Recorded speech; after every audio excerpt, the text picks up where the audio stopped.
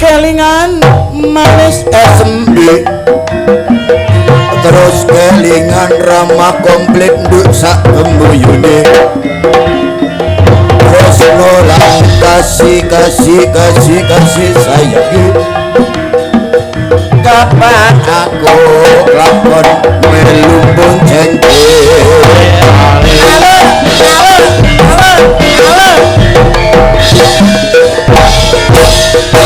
sayangi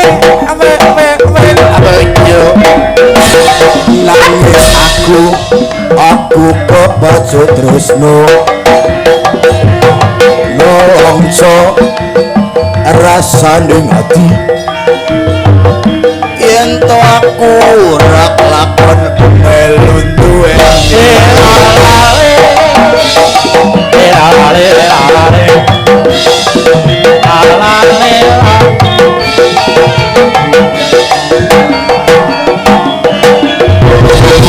kulite ijo sing dikakas wis duwe bojo ada kula ada semut tulung rono aja direbut sumpah neng batin yang kula tidak dikawin dekate ngati ora bakal luru ganti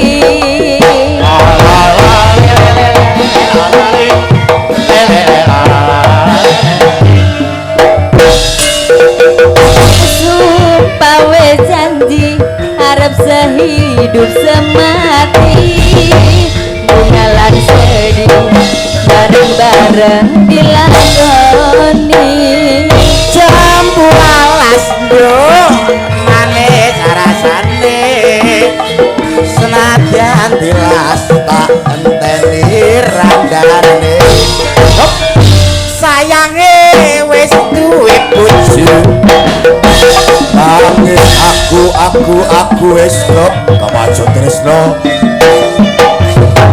longso rasane wedi yen aku ora lakon melu duwe wakarane wong akrami tutuk bondo tutu rupa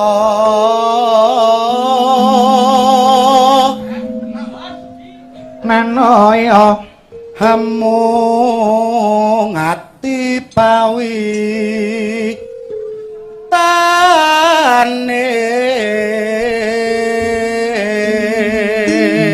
kuwi dienggo pengeling-eling awakmu dhewe ya Lisa bagus gegarane wong akrami iki dudu bondo dudu rupa ya ta nggih amung ati pawitane ngono dadi sok nek milih piyai putri iki sing didelok iki piye ayune ngati kuwi iso ngladeni apa ora karo sing kakung setya bekti apa ora ya ta nggih nampa dawuh saka piyai sepuh wong kuwi yen pengen tentrem uripe nganggo lambaran L5 perkara ya ta nggih siji luhuring budi tegese akhlak pur karimah ping pindho lomo ing bondo tegese amal jariyah ping telu lembah manah tegese lemah lembut kaping papat lila legawa kuwi tegese ikhlas kaping 5 lulus raharja kuwi tegese slamet donya akhirat ngono mula kuwi nggo paugeran raimu kuwi nggih Mas Bayu ya luput pisan kena pisan milih calon bojo ki gampang-gampang angel luput pisan kena pisan ndak iso tuker tambah HP wae tukar tambah iki apa rumangsane kok mula nek sing putri karo sing kakung kuwi wis padha gathuk rasane ya bakal urip tentrem kuwi mau nah ayo yen gampang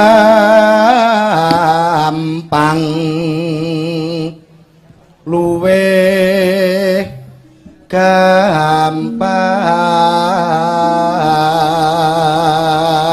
Golek bojo kuwi yen angel ya angel nek gampang wis kaya dituduhke dalane. Nah, ya ta? nggih. Nek angel iki nadyan bendina tek luwer bareng sak rombongan. Luntrang-luntrung. Heeh. Nek ora jodoh ya ora dadi. Oh, betul. Ning nek pancen gampang karo jodone paribasan kowe ning Madiun umpamane, ya ta? Nggih. Engko jodohmu ning ngendi umpamane? Papua. Ya, heeh, Upamane. Maya saged utuk. Ya. Nek wis jodoh ya petuk. Nah, nggih. Ngono. Ya. Basa Papua iki lho maksudnya. Ya. Utuk. Ayo Luput pisan. Wis ngono kok. Yen gampang luwih gampang. Yen angel saiki. Yen angel ka langkung. Terus Tan kena tinumbas arta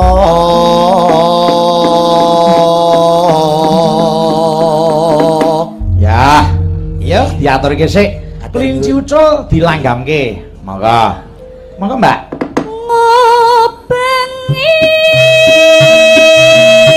kota seterusé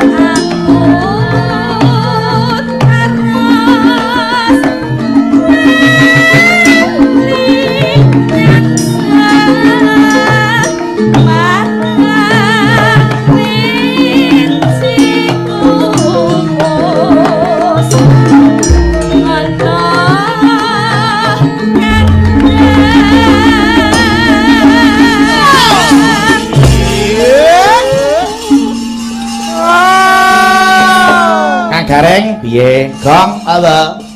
Dawuh sing tak tampa saka panitia engko maksimal jam 3 kudu wis rampung. Oke. Kabeh iki ana winates sing wektu. Ora apa-apa. Bakune ndonga wae muga-muga kahanan ndang ayem tentrem ya bisa kepenak. Heeh. Yo.